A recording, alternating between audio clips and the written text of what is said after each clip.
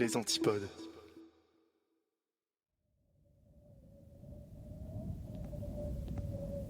Avant d'aller dormir, des histoires horrifiques racontées par Yop et Indigo.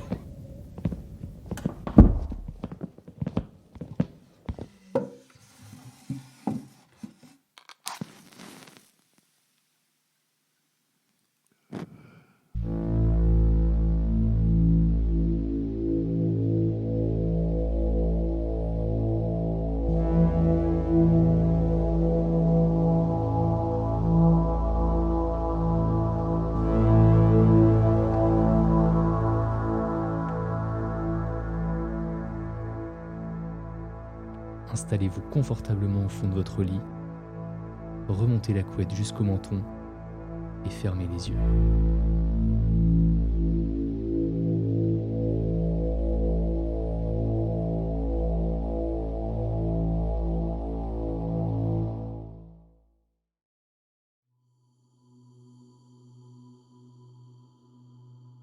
Annie n'en pouvait plus, myope depuis son plus jeune âge.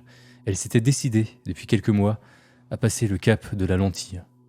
Après des années de railleries et de difficultés concernant son allure de hibou, dès les binocles passés sur son visage, les lentilles, au moins, ne se voient pas. D'ailleurs, elles ne se cassent pas non plus. Elles se perdent difficilement. En bref, elles sont les compagnes idéales du malvoyant. Une fois passée, bien sûr, la gêne naturelle liée au fait de s'enfiler un opercule de plastique sur le globe oculaire. Ce qui, les premiers jours, n'est pas une mince affaire.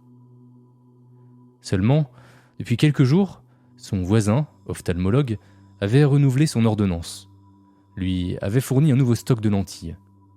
Et plus rien ne se passait comme prévu. Pourtant très prudente en la matière, Annie semblait avoir oublié d'enlever la lentille avant de se coucher. Rien de grave, tant que la situation n'est pas trop durable.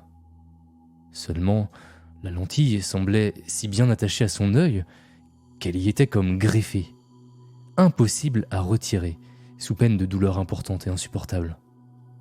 Rien n'était plus désagréable que cette sensation de grattement, de ne plus posséder ni contrôler son corps, que cette sensation insoutenable de ne pouvoir agir sur la présence d'un élément étranger dans son intimité la plus profonde. Elle avait beau gratter, s'enfoncer presque le doigt le plus profond possible dans son œil, triturer ce dernier dans tous les sens pour permettre à la lentille de s'échapper par un des côtés de son globe oculaire, ou même par une paupière. Mais rien n'y faisait. Et cette sensation épouvantable persistait, avec cette infernale rougeur que tout le monde remarquait sans rien y comprendre. Mais c'était trop humiliant d'en parler pour autant. Personne ne devrait faire revenir la Annie frêle, fragile, victime de moqueries et d'abus en tout genre, par quelque biais que ce soit. Aucune faiblesse n'était tolérée, et elle devait se sortir seule de cette situation très inconfortable. Une forme de fierté, peut-être mal placée, mais résolument installée en la psyché d'Annie. Les conséquences important peu, même concernant sa propre santé. Mais ce soir, c'était le grand soir. Passé ce dernier délai, elle se forcerait à en parler autour d'elle. Et en premier lieu, à son ophtalmo, dont l'arrogance insupportable l'avait jusqu'ici tant dégoûtée qu'il était impossible pour Annie de lui faire part de quelque doute que ce soit. Ce soir, elle tenterait de se débarrasser de ce maudit opercule toute seule, une dernière fois, en sollicitant le plus possible son œil, quitte à ressentir une douleur vive pendant quelques instants. Elle avait pour cela spécialement laissé ses ongles pousser, les lavant régulièrement, pour ne pas aggraver la situation d'insanité de son corps, afin de pouvoir attraper, le plus précisément possible, la dite lentille, la séparant, une bonne fois pour toutes, de sa cornée douloureuse. Prise d'une fièvre énergétique renouvelée, Annie commença son opération avec une ferveur certaine. Elle commença, pourtant, plutôt délicatement, faisant glisser le bout de son doigt de part et d'autre de son œil pour tenter de désolidariser la lentille de sa cornée. Rien n'y faisait, et elle entendait déjà dans sa conscience les remarques désobligeantes de son ophtalmo. « Mais enfin, mademoiselle, il aurait fallu venir tout de suite. Pourquoi faire les choses vous-même quand vous n'y connaissez rien ? Je vous avais pourtant prévenu. » Annie prit la décision d'aller plus loin, sollicitant directement l'opercule de plastique en tentant de glisser le bout de son ongle entre celui-ci et la cornée. Par le haut, le bas, la gauche ou la droite. Rien ne semblait suffire, ne serait-ce qu'à identifier la position exacte de la lentille sur son œil rougi, comme jamais par l'effort. Son énervement se fit de plus en plus important, alors que les voix reprenaient de plus en plus belles dans son esprit. « Bien sûr, ma chérie, quelle bécasse. Tu ne pourrais pas le faire toute seule. Tu es déjà incapable d'un quelconque travail manuel. Même faire une machine, c'est déjà trop. » Sa propre voix, devenue haineuse et condescendante, lui était insupportable. D'autant qu'elle avait, enfin, réussi à saisir quelque chose, malgré la douleur insoutenable qui lui parvenait du globe oculaire. Ni une, ni deux, elle décida enfin de tirer. S'ensuivit une douleur, un hurlement incontrôlable, puis plus rien. L'ambulancier ne parvenait pas à comprendre ce qu'il avait sous les yeux. Une jeune femme, l'air négligé, inconsciente, et l'œil décharné, comme s'il lui manquait l'intégralité de la cornée. Comment cela avait-il pu se produire ? Où est ma lentille ? Avait demandé la jeune femme avant de s'évanouir, fourbue, sans doute par la douleur. Justement, quelqu'un arrivait. Il pourrait lui demander plus d'informations. Vous connaissez bien la personne ?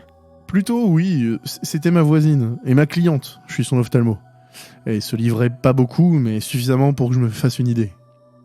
Justement, à ce propos, elle a parlé avant de s'évanouir de trouver ses lentilles.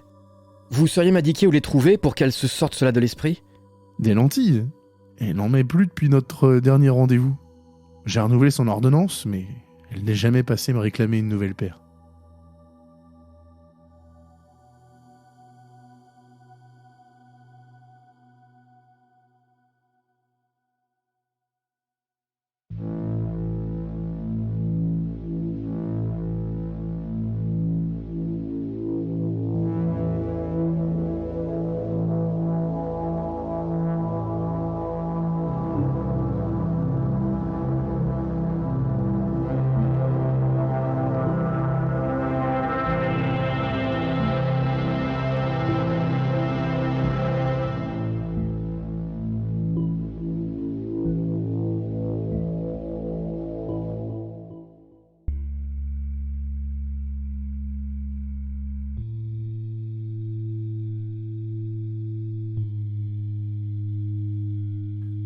On estime qu'environ la moitié de tous les films réalisés avant 1950 ont disparu à jamais. Dès que j'ai pris connaissance de cette statistique, elle n'a jamais quitté mon esprit. Tant d'heures de travail, tant de vision artistique, perdues dans le temps. En tant que mortels, nous vieillissons et mourrons, c'est notre sort dans la vie. Mais nous espérons toujours laisser derrière nous quelque chose de nous-mêmes lorsque nous mourrons enfin. Savoir que son travail peut simplement disparaître m'est de la plus grande horreur. Cela nous prive de notre seule chance d'avoir une sorte d'immortalité. La situation s'aggrave lorsque vous regardez des films muets, dont il ne reste actuellement qu'environ 25%. Jusqu'à très récemment, j'avais supposé que La tragédie de la déesse mutilée était l'un de ces films perdus. La tragédie de la déesse mutilée est un film d'horreur de 1937, réalisé longtemps après que les images muettes aient été reléguées à l'histoire ancienne. Gardez à l'esprit que cela fait plus d'une décennie que Nosferatu et le cabinet du docteur Caligari ont fait leur début, et les longues ombres projetées par Dracula, la momie et Frankenstein ont fermement cimenté le fait que les films parlants étaient l'avenir de l'horreur. Cependant, le réalisateur de la tragédie, Carl Faulkner, était fermement convaincu que le cinéma muet avait encore sa place dans le monde. Faulkner était un homosexuel ouvert, un travesti et un communiste. Un homme tristement célèbre pour avoir bafoué les normes sociétales.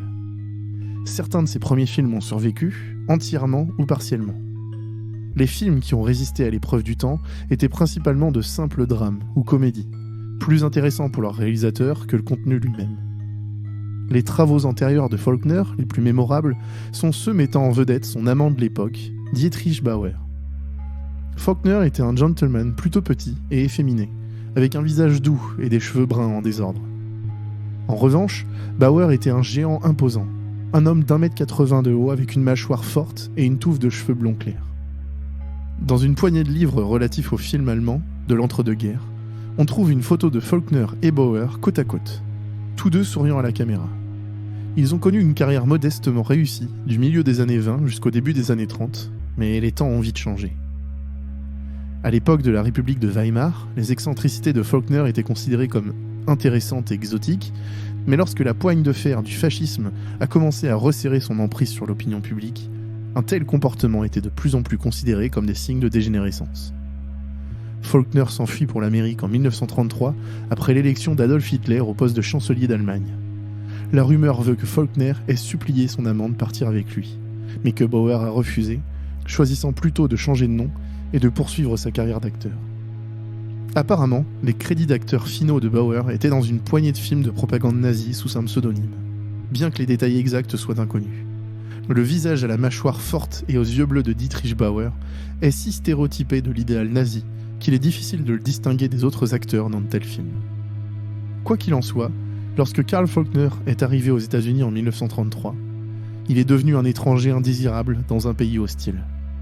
La Grande Dépression battait son plein et par conséquent, le travail était plutôt difficile à trouver pour l'expatrié allemand. Pendant 4 ans, Faulkner a vécu frugalement, sa silhouette élancée devenant squelettique en apparence et ses cheveux bruns devenant gris à cause du stress. Enfin, au printemps 1937, Faulkner avait économisé suffisamment d'argent pour commencer à travailler sur ce qui devait être l'œuvre de sa vie. Des années de travail éreintant, vivant de déchets, la dépense de toutes ses économies et, soi-disant, son implication dans le crime organisé ont abouti à la création de la tragédie de la déesse mutilée.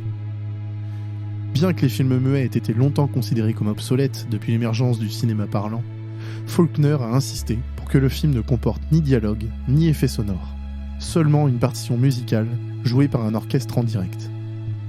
La production a été entièrement écrite, produite et réalisée par Faulkner, chaque détail étant minutieusement arrangé pour correspondre parfaitement à sa vision.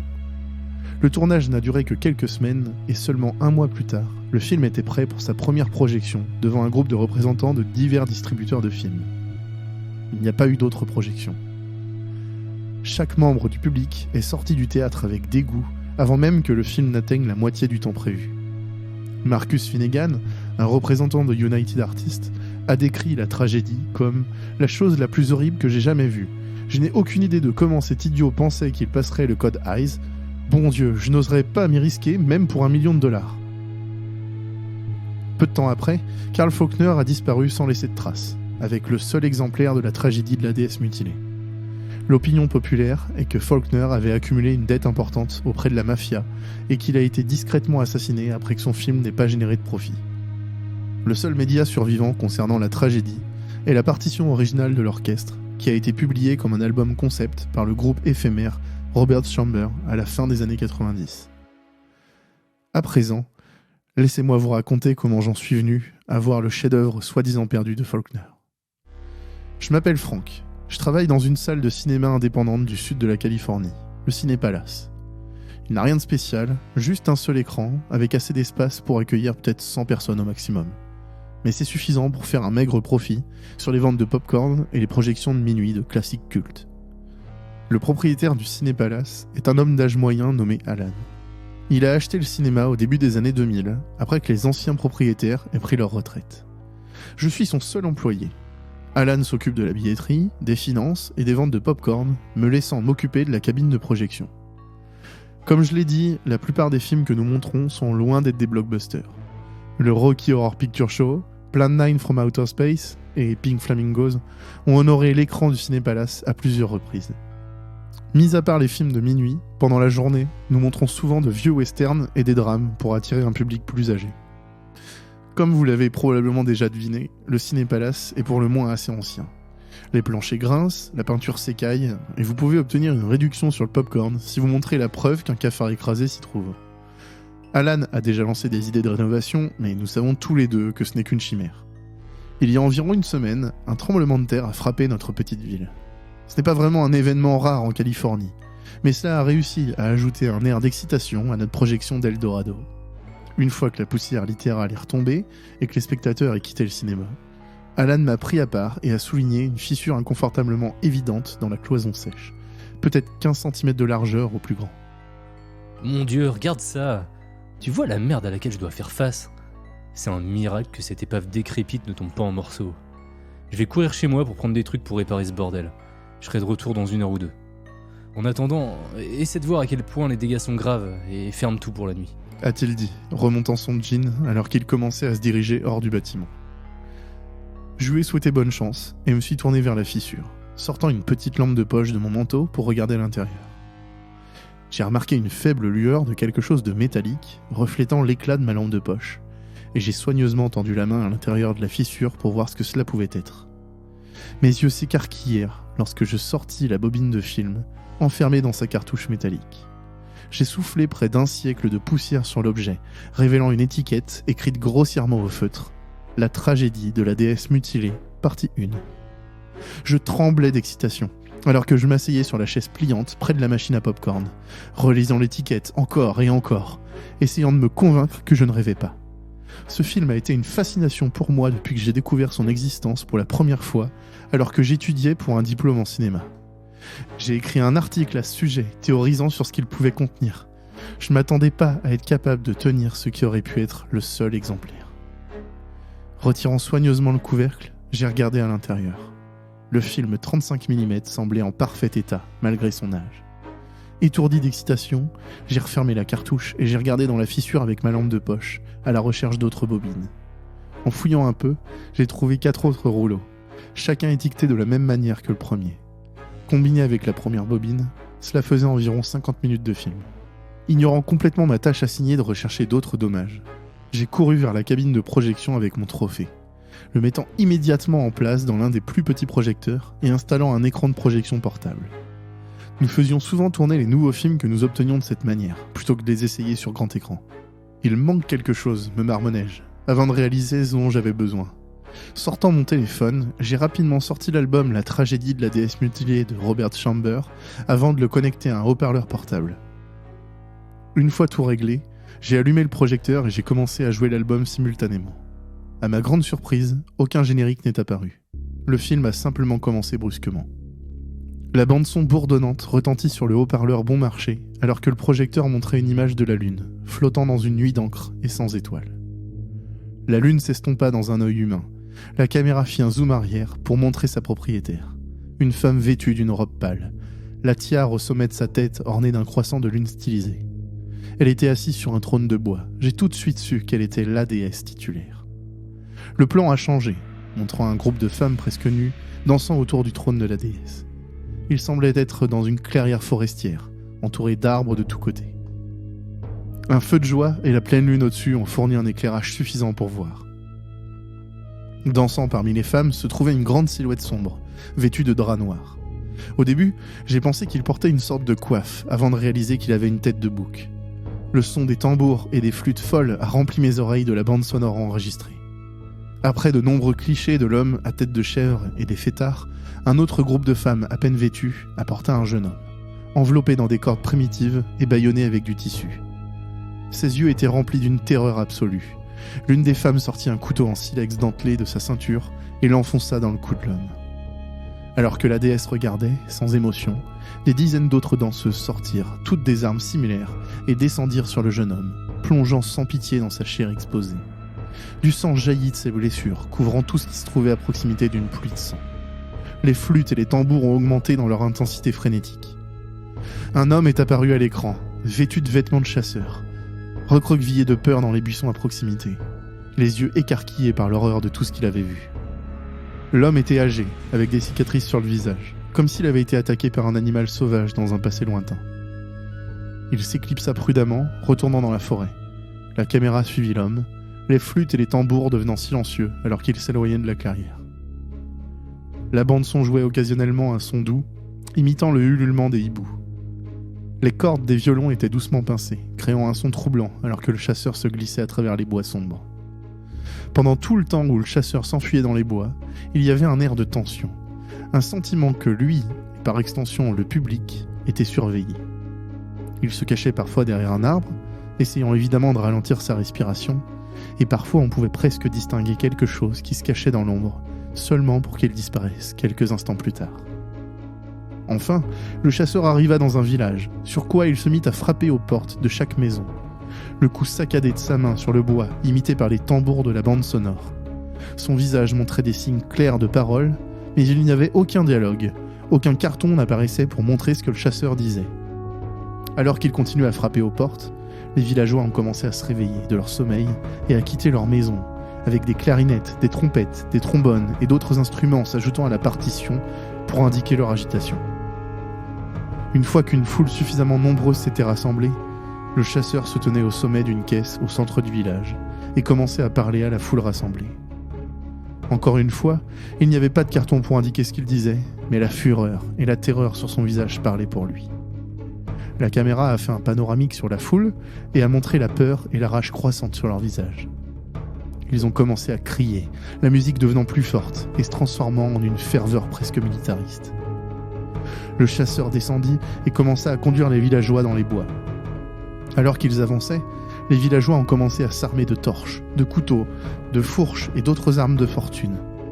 La caméra les a suivis dans leur longue randonnée à travers la forêt, mais le pincement furtif et énervant des violons a disparu. Les villageois n'essayaient pas de se cacher dans l'ombre, ils cherchaient à se venger. La caméra est revenue à la clairière, où les danseuses et l'homme à tête de bouc continuaient leur cabriole autour du trône taciturne de la déesse. Le seul signe de leur victime qui restait était un tas d'os dépouillé de chair et d'organes. Les tambours discordants et les flûtes grinçantes de leur réjouissance furent interrompus par un violent fracas de cymbales et le retentissement des trompettes, tandis que les villageois chargeaient dans la clairière, le chasseur en tête.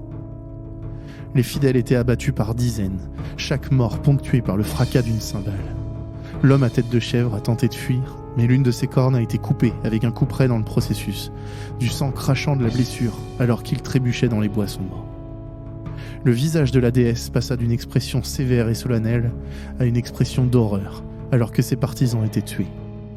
Elle se leva de son trône de bois, la tiare en croissant de lune scintillant à la lumière du feu de joie.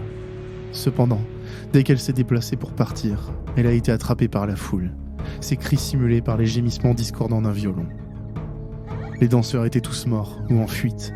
La foule a tourné sa colère contre la déesse. Une croix rudimentaire avait été construite avec des planches de bois et ils l'ont rapidement attachée à elle avec une corde de chanvre. Le chasseur s'approcha, brandissant une lance de fortune. Il creva les yeux de la déesse avec larmes, chaque coup ponctué par le hurlement du violon. La musique est devenue très silencieuse alors que la caméra zoomait vers le visage de la déesse, montrant clairement ses orbites ensanglantées. La lune était directement au-dessus de sa tête. Il est sorti. La bande sonore a commencé à faire exploser des sons horribles, le crissement des instruments à cordes, le hurlement des cuivres et le sifflement discordant des bois. Mais malgré la cacophonie, il n'y avait rien à l'écran. J'ai mis l'album en pause et j'ai regardé le projecteur, essayant de voir si quelque chose n'allait pas. J'ai été choqué de réaliser que j'avais déjà parcouru les 5 bobines de film, les changeant d'une manière ou d'une autre pendant que je regardais. J'étais apparemment tellement captivé par le film que je l'avais fait automatiquement, sans même m'en rendre compte. J'ai vérifié mon téléphone pour voir combien il restait de l'album. Il y avait encore 10 minutes. La bande sonore entière durait 1 heure, ce qui signifie qu'il devait me manquer une bobine. J'ai rapidement remis les bobines dans leurs cartouches et je les ai cachées parmi les autres films. Je suis redescendu en courant jusqu'à la fissure dans le mur, cherchant frénétiquement la dernière bobine. J'ai tendu la main profondément dans la fissure avec mon bras jusqu'à l'épaule, tâtonnant dans l'ombre, mais il n'y avait rien. J'étais sur le point de sortir mon bras et d'attraper une masse pour creuser l'écart, quand quelque chose m'a attrapé par le poignet. J'ai poussé un cri de terreur et j'ai essayé de reculer, mais ça serrait de plus en plus fort. La porte du cinéma s'ouvrit avec le tintement de la cloche et je tombais à la renverse en sanglotant, tandis que ce qui m'avait saisi relâchait sa terrible emprise. « Oh, Franck, qu'est-ce qui se passe? Ça va ?» demanda Alan, l'inquiétude dans la voix. J'ai essayé de me reconcentrer. Ouais, je vais bien. Désolé, il y avait une araignée. Je savais pas pourquoi j'avais menti. C'est pas comme s'il m'aurait pas cru. Alan me faisait confiance, et il m'aurait pas traité de fou si je lui avais dit ce qui se passait. Mais quelque chose en moi m'empêchait de lui dire. Je dois y aller, désolé, je me sens pas bien, marmonnai-je, avant même qu'Alan ne puisse répondre à ce que je disais. Ne tenant pas compte de ses protestations crachotantes, je sortis rapidement en me frottant le poignet avec ma main libre. Je n'avais pas de voiture, mais j'habitais à quelques pâtés de maison. Il était environ 3h du matin et la nuit était noire, encore plus que d'habitude. En regardant au-dessus, je ne pouvais voir aucune étoile dans le ciel, juste le croissant de lune brillant. C'était étrange. D'habitude, on pouvait avoir une belle vue sur le ciel nocturne ici.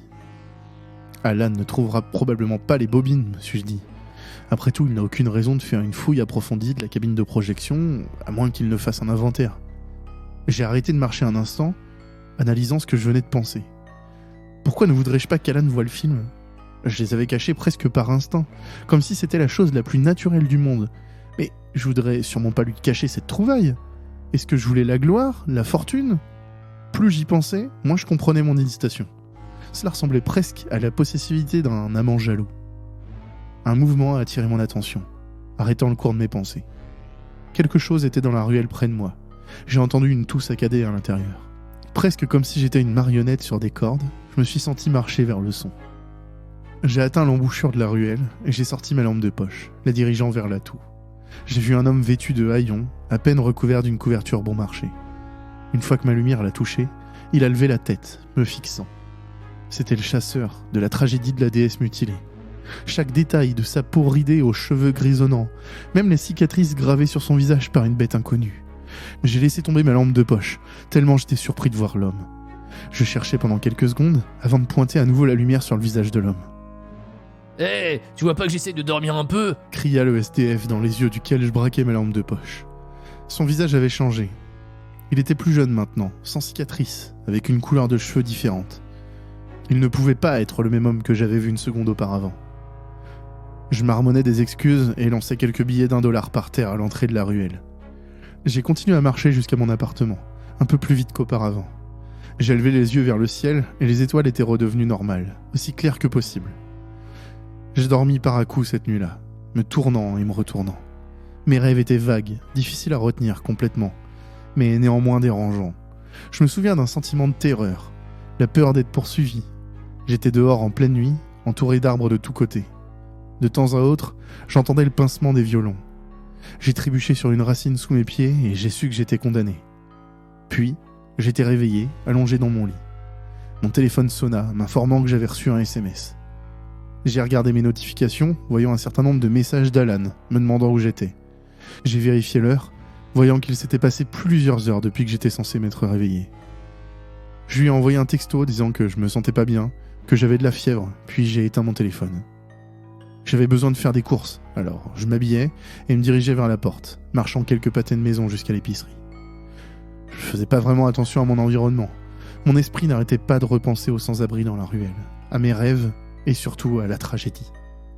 Perdu dans mes pensées, j'ai simplement attrapé les articles sur ma liste et me suis dirigé vers la caisse, sans même tenir compte de l'accueil de la caissière. Alors que je cherchais mon portefeuille, j'ai levé les yeux pour m'excuser de mon inattention, après quoi j'ai été accueilli par un spectacle horrible. Le visage de la caissière était celui de la déesse, ses orbites sans yeux creusant jusqu'à mon âme. Son visage était tordu en une hideuse grimace d'agonie, et je poussai un cri de terreur, reculant rapidement. J'ai glissé et je suis tombé, atterrissant sur le dos. Levant les yeux, j'ai vu que le visage de la caissière était simplement celui d'une femme ordinaire, un peu choquée par mon emportement. J'ai marmonné des excuses, disant quelque chose à propos de perdre mon équilibre, et j'ai rapidement payé mes courses avant de partir précipitamment. Alors que je marchais dans la rue bondée vers mon appartement, j'ai remarqué que l'agitation des conversations, des voitures et des mouvements tout autour de moi ressemblait plus à l'accord d'un orchestre qu'à la clameur quotidienne d'une rue animée. Je pouvais entendre les sons des clarinettes, des violons, des trompettes et même d'un orgue, tous se mélangeant pour former quelque chose qui ressemblait presque, mais pas tout à fait, à une foule. J'ai regardé autour de moi et je n'ai pu voir aucune source pour un tel vacarme. J'ai couvert mes oreilles du mieux que j'ai pu, tout en tenant mes courses, et j'ai avancé à travers la foule. Dès que j'ai atteint mon immeuble, j'ai pratiquement couru pour la sécurité de ma maison. J'ai couvert mes oreilles du mieux que j'ai pu, tout en tenant mes courses, et j'ai avancé à travers la foule. Dès que j'ai atteint mon immeuble, j'ai pratiquement couru pour la sécurité de ma maison. Cependant, alors que je cherchais mes clés à tâtons, j'ai remarqué une enveloppe devant ma porte, fermée par un cachet de cire, portant le symbole d'un croissant de lune. Je savais au fond de moi que j'avais besoin de le lire. Posant mes sacs, j'ouvris le seau et sortis la note à l'intérieur. Le papier semblait vieux, comme les pages d'un livre bien lu.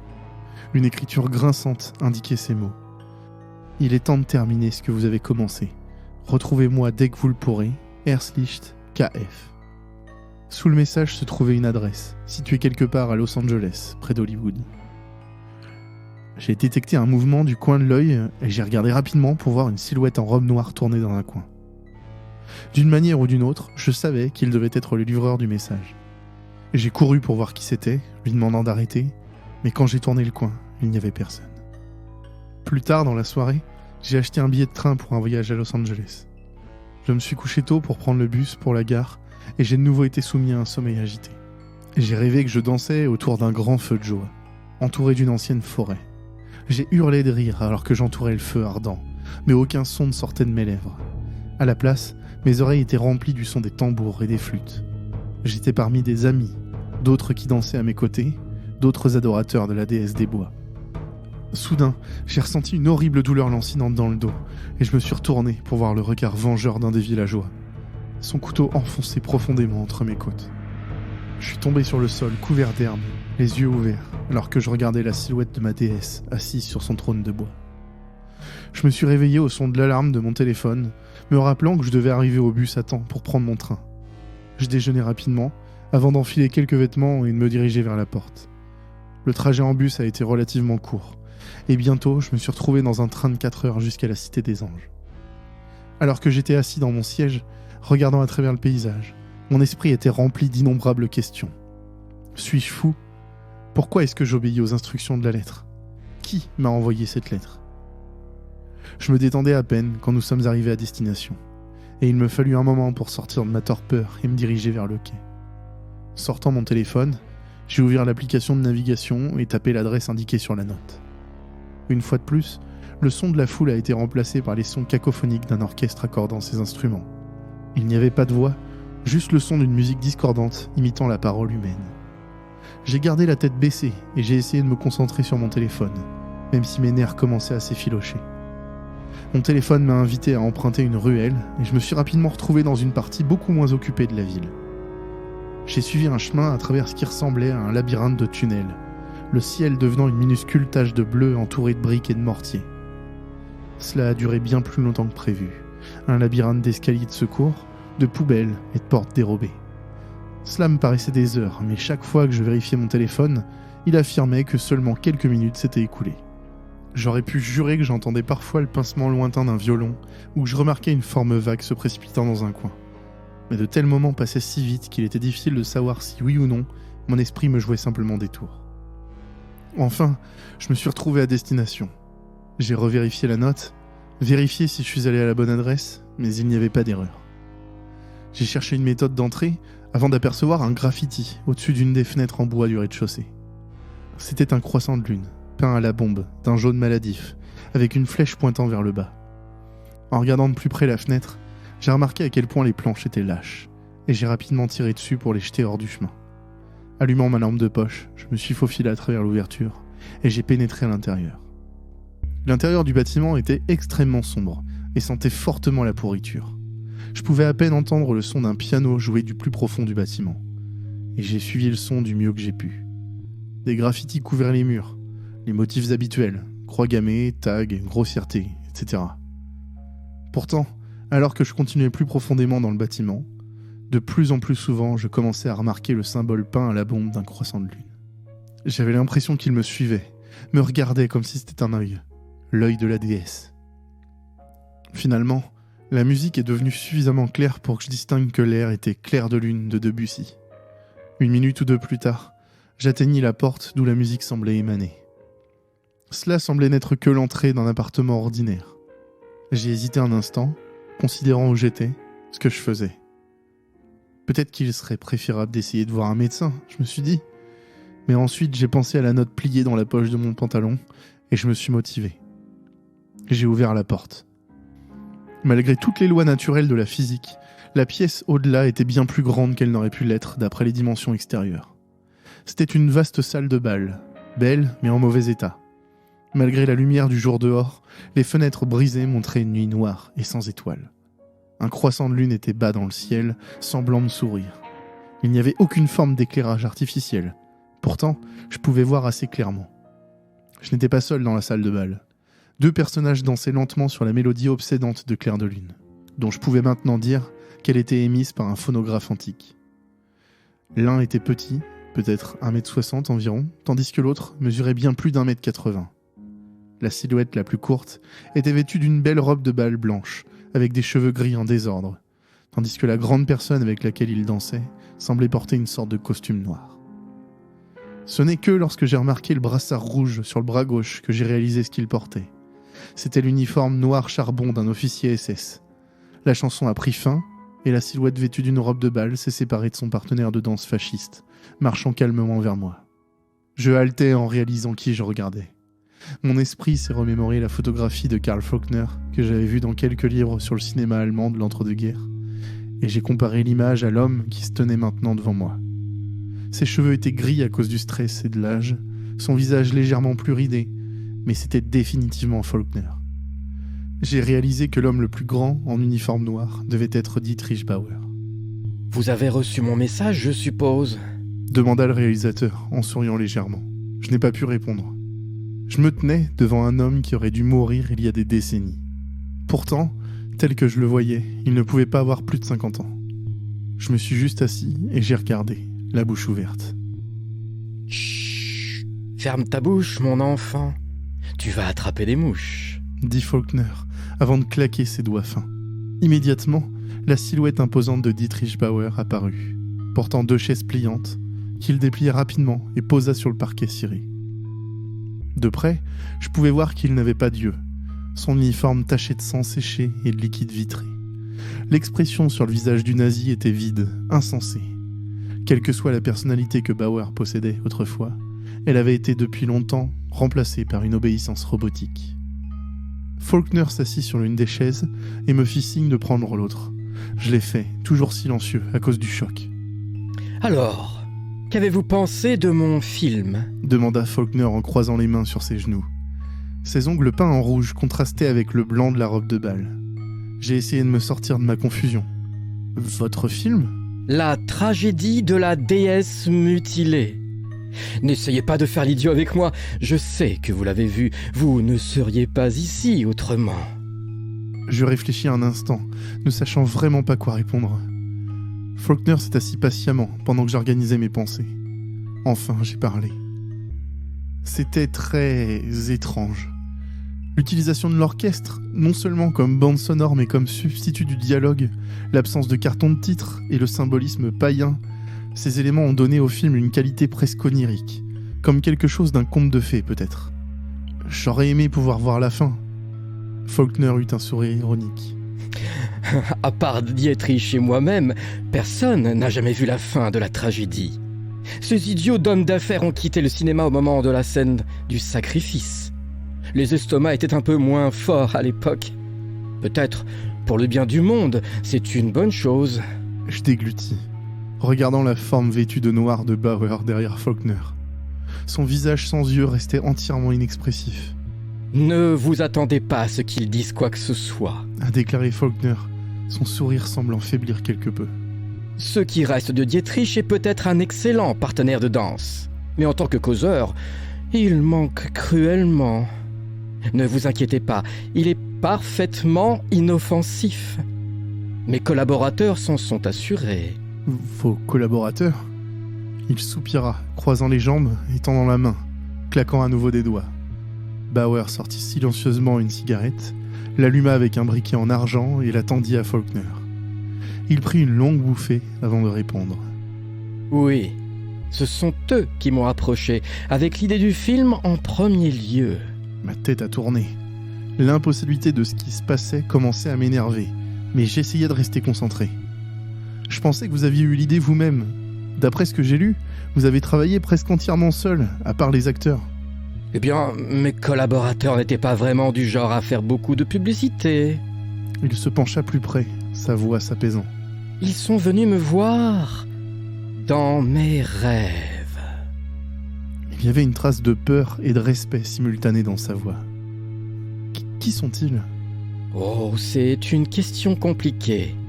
Très difficile à expliquer. Dites-moi, avez-vous déjà été seul ? Vraiment entièrement seul ? Quand il n'y a même pas un insecte qui bourdonne pour vous tenir compagnie? J'ai hoché la tête.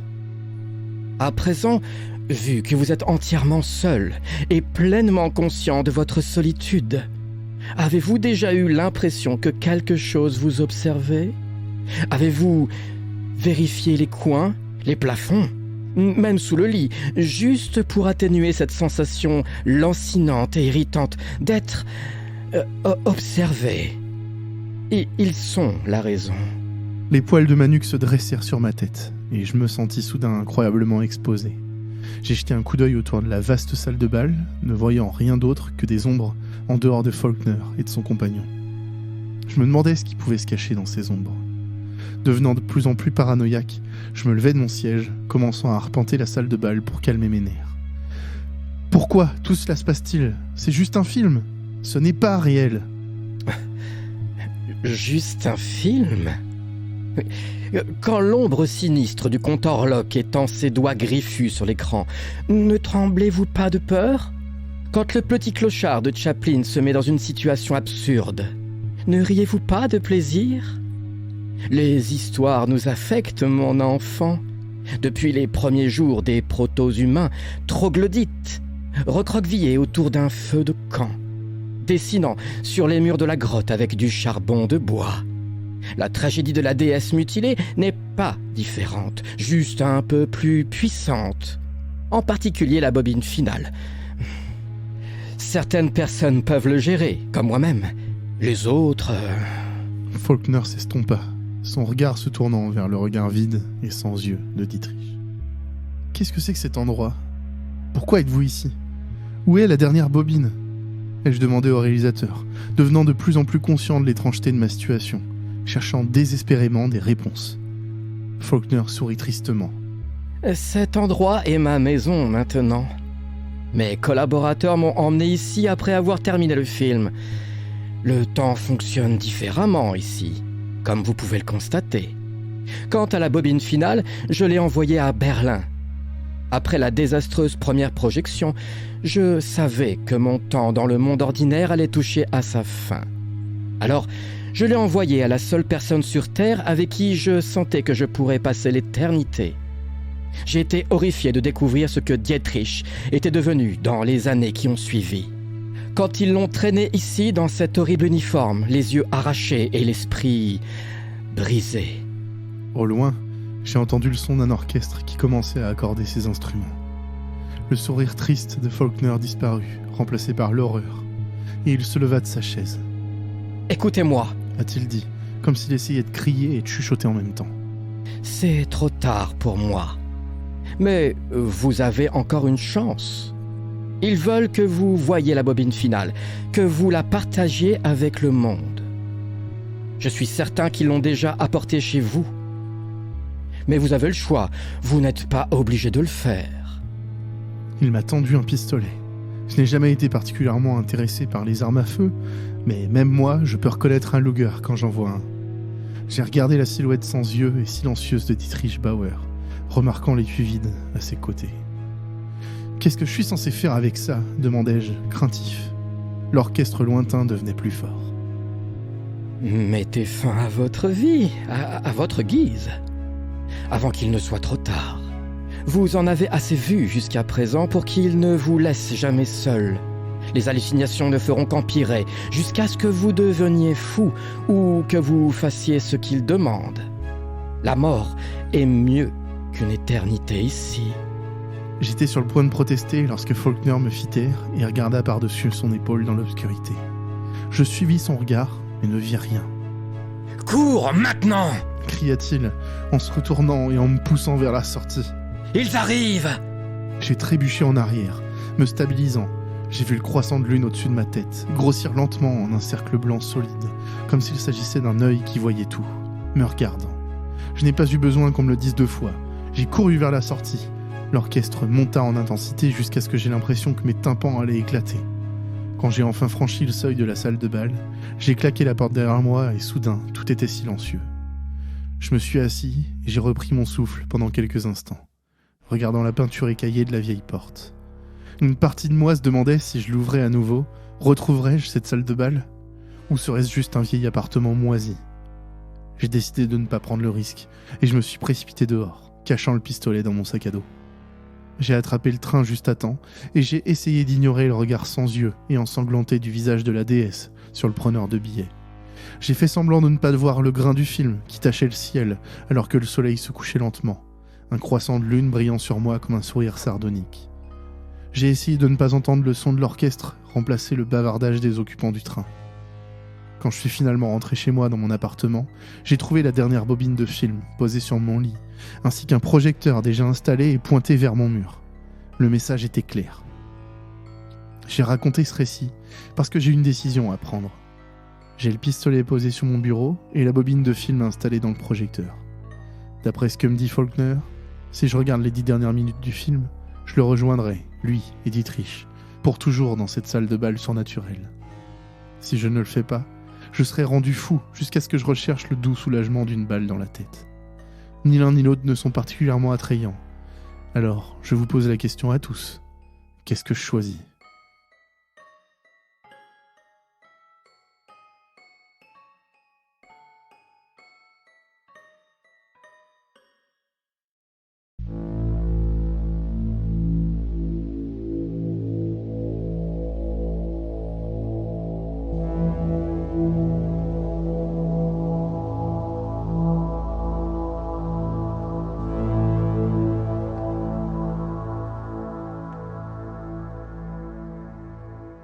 Et le bonsoir. Bonsoir Indigo. Bonsoir Yop, comment tu vas ? Eh bien écoute, ça va très bien. Et toi ? Eh ben, formidable. Bah ça va super, comme toujours. Ouais, ça a été pour faire ces musiques. C'est compliqué, c'est toujours compliqué. Les longues histoires, c'est toujours un défi. Voilà, il y avait en plus une incruste d'un classique de la culture musique classique. Exactement. C'était un bon défi. C'est un bon défi. Comme je te l'avais dit, là, il y avait une contrainte musicale et la contrainte est un exhausteur de créativité. Retrouvez les plus belles citations d'Indigo dans l'agenda 2023, l'étudiant évidemment. Mais c'est vrai que ça peut être aussi un peu galère quoi. Ouais. Bah c'est comment dire, le côté complexe des longues histoires, c'est d'éviter qu'il y ait trop de redondance. Mais c'est vrai que c'est dur. Le but c'est d'habiller l'histoire et pas de faire non plus un hit. Bah oui. Et d'ailleurs en parlant de ces histoires, Ouais. on les a enregistrées chez moi. Oui. Dans ma maison. Dans ta maison. En vidéo, devant mon poêle à bois. Ton quoi. poil. Et ce qui fait qu'elles arriveront aussi sur YouTube, un de ces quatre. Oui, ça va être cool. Ça va être coolos. On a fait un petit test avec le dernier Quick Slip, le Quick Slip 42 qui est sorti il y a quelques jours, qui est aussi sorti en vidéo. Ouais. Et donc on attend un petit peu les retours de nos patrons pour voir ce qu'ils en pensent. Mais ouais, il y aura sûrement quelques trucs qui arriveront en vidéo de temps en temps. Sachant qu'ils auront pas eu le droit encore au plan de ton poêle à bois. Ah non, là c'était un plan de ton studio. Là c'était mon setup de Twitch à l'arrache avec des lumières partout. Je crois qu'il y a Marie-Belle qui en a parlé, mais c'est trop ça. Elle disait ouais, ça fait beaucoup de lumière quand même. Faudrait qu'on mette une annonce juste devant en disant épileptique s'abstenir, tu vois. C'est ça. Non, c'est plus sobre chez moi devant le poêle, tranquille. Ah, c'est stylé. C'est vraiment très très cool. Par contre, on avait très très chaud à l'enregistrement. Tellement. Parce qu'on a fait l'erreur de remettre une bûche. Grave erreur. Alors ces histoires, parlons-en. Oui. L'épisode commençait avec Fichu Lentille. J'aime bien ces histoires-là, un peu trash. Ah ouais. Celle-là, on s'attendait peut-être quand même un petit peu à la fin, mais ça Oui. fait toujours son petit effet quand même. Ça fait Ah toujours ouais, son c'est petit clair. effet. Ouais. Carrément. Et c'était une histoire d'un Adados, Adrien, Tout à fait. qu'on a reçu par mail. N'oubliez pas le mail hello@avantdalledormir.fr. On répond presque rapidement maintenant. Hein. Mais alors prouve-le. Alors, cette histoire, je tiens à noter qu'on l'a reçue, alors tenez-vous bien, le 16 janvier 2023. et là, elle sort le 28. Je crois qu'on n'a jamais Ça, été c'est aussi beau. rapide. Ça c'est beau.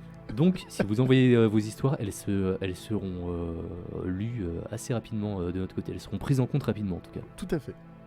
C'est beau, c'est beau. Bah c'est magnifique. Donc, merci Adrien pour ton histoire, vraiment, vraiment très chouettos, vraiment très cool. Chouettos, Bravo. mot de l'année 2023. Hein. On est en 2023. Tout à fait, on maintenant. rappelle. Hein.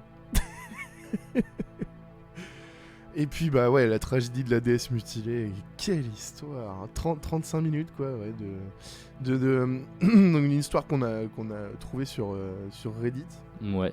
et que l'autrice visiblement a accepté de nous partager. Ouais. L'autrice qui s'appelle Priestess of Spiders, Merci prêtresse beaucoup. des araignées. Ouais. Stylé, très très très cool cette histoire. D'ailleurs, on a des acteurs à remercier pour ces deux histoires. Oh là là. Fichu Lentille, il y avait Dan avec nous, Tout à fait. qui faisait l'ambulancier, si je dis pas de bêtises. Et puis tragédie de la déesse mutilée, pareil. Ouais. Qui faisait le réalisateur, Exactement. Faulkner. Oh là là là là. On a presque hésité à mettre un accent allemand, mais on s'est dit non, vaut mieux pas. C'est une pente très très glissante. Ah, tellement. Meilleur moyen de sortir tout le monde de l'histoire parce que tout le monde aurait été mort de rire. C'est ça. Non, ouais. Et mais il nous a quand même, on a quand même fait quelques tests et il le fait très bien, Dan. Dan le fait très bien. Donc si un jour vous avez besoin dans votre podcast quelqu'un avec l'accent allemand, appelez Dan. Je pense que vu les fous rires qu'on s'est tapés à l'enregistrement, il y aura sûrement des beaux bêtisiers à sortir. J'espère qu'ils seront en vidéo aussi, ceux-là, pour une fois. Alors j'ai mis de côté certaines séquences en vidéo et je pense qu'on pourrait effectivement sortir un what the fuck en vidéo. Ah ouais, je pense qu'il y aura un what the fuck Ça va vidéo. régaler les patrons. Si vous voulez profiter de tous ces what the fuck, dont les prochains qui arrivent, et les 42 quick slip, Ouais, eh bien ça se passe sur patreon.com/adad. tout à fait. Et on se fera plus qu'un plaisir de vous accueillir parmi nos patrons. Bah d'ailleurs, accueillons les nouveaux patrons. Oui, Il est temps. On remercie évidemment Idili Bel Effet, Romain, Xalinette, Dealer de beurre, un breton très certainement, et Sailor Astra. Donc merci beaucoup pour le soutien, ça fait trop Merci plaisir. à vous. Certains que je reconnais, je reconnais les pseudos qui nous ont rejoints il y a pas longtemps sur le Discord. Mais qui sont déjà Hyper ultra actifs, actifs, ouais, trop cool. c'est vraiment trop bien d'avoir des personnes aussi investies dès le départ. Trop bien. Donc merci beaucoup. Bienvenue les Adados. Est-ce qu'on a une actu sur le label Les Antipodes? On rappelle le label de podcast indépendant Chouettos. Il va se passer plein de choses durant les prochaines semaines. Déjà, il y a la saison 2 du Rendez-vous de l'étrange qui va reprendre. L'enregistrement déjà. se passera le vendredi 10 février à partir de 21h30. Excellent. Les mois suivants, ce sera le premier vendredi de chaque mois. Donc ce sera vraiment un rendez-vous. Oh. Ça va être cool. Sinon, on a le 3 minutes challenge, encore et toujours. On va bientôt annoncer le 8ème thème. Déjà, hein. Non, mais ça va trop vite. On l'a pas vu grandir. Oh. C'est clair. Déjà 8 thèmes. Donc le 8ème thème sera annoncé le 1er février. Ce sera également le dernier thème de la saison. Et on fera une pause aussi. C'est important. Doudou 4000, dis-moi. Actu Doudou 4000, qu'est-ce qu'on peut dire? Vous n'êtes pas prêts, nous non plus. Nous non plus. mais ça arrive lourd. Et puis bah le dernier podcast, si ce n'est le premier finalement des Antipodes avant d'aller dormir. Ouais. Bah on arrive déjà au prochain épisode, ce sera le dernier du chapitre 4. C'est ça. On sera déjà en fin de saison, c'est fou. Ouais. Bah, Ce sera l'épisode 39, fin de saison. On n'a pas trop encore réfléchi au programme, hein. On n'est pas trop en avance, mais On a des idées. on a des idées, donc on va voir ce qu'on va faire avec. Et Yop, t'as lancé quelque chose Ouais, hier soir, au moment là où on enregistre, j'ai fait un petit live où je racontais des creepypastas sur ma chaîne Twitch, twitch.tv/je suis Hop, abonnez-vous. Et donc c'était vraiment sympa. Les histoires qu'on enregistre pourront être inclus dans des prochains épisodes. Tout à fait. C'était vraiment cool et donc je vais continuer et ce sera le 3e vendredi de chaque mois également sur ma chaîne. Voilà. C'est fini pour les actus, on se quitte là-dessus, des bisous à tous. Non, bah pas du tout, évidemment. Évidemment que non. Bah non, on va pas s'arrêter comme ça. Une fois Une n'est fois pas n'est pas coutume. coutume. Mais oui, évidemment. Cette phrase, on l'a dit à chaque fois, tu sais. Alors que c'est clairement devenu une coutume. Bah non mais c'est clair, on nous attend au tournant. Hein. On se quitte avec une petite histoire de Valentine. Oui. Une adados qui nous envoie souvent des histoires bien chouettos. Et vous pouvez d'ailleurs écouter son podcast, La Cabane de l'Horreur, Allez. qu'elle a commencé il y a quelques mois, où elle raconte les histoires qu'elle écrit elle-même. Donc c'est une de ses histoires Et on va vous laisser avec ça. Et ben voilà, bonne écoute. Bonne écoute. À bientôt.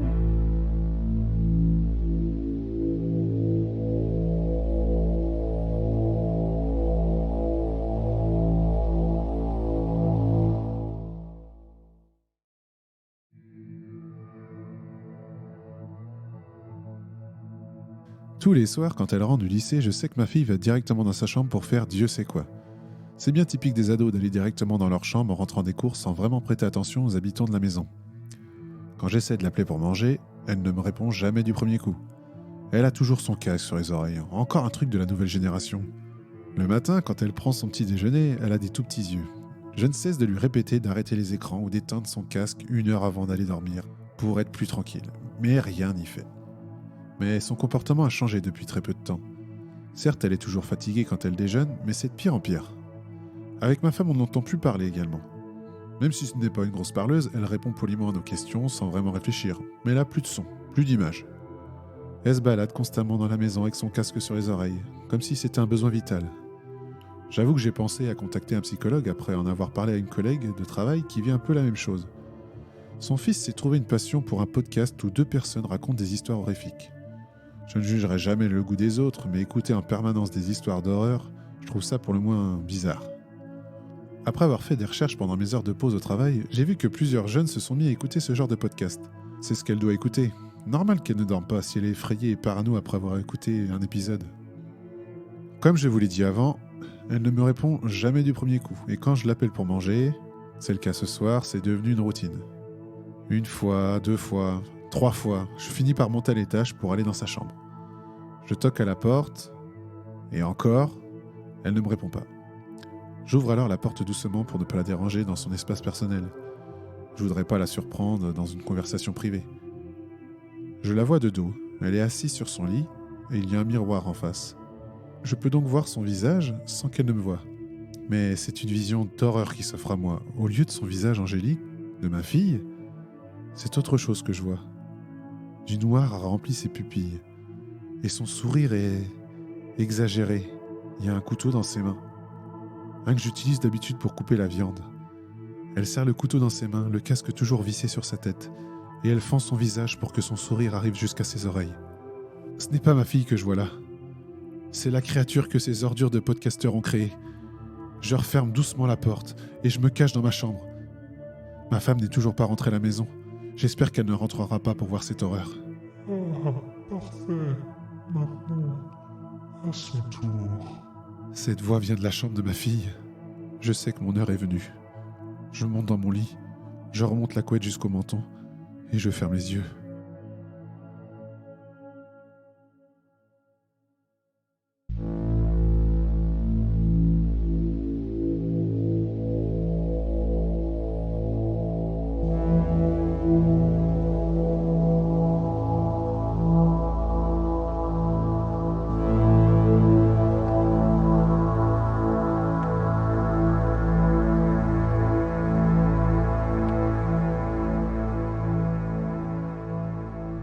Il est maintenant temps de trouver le sommeil. À bientôt.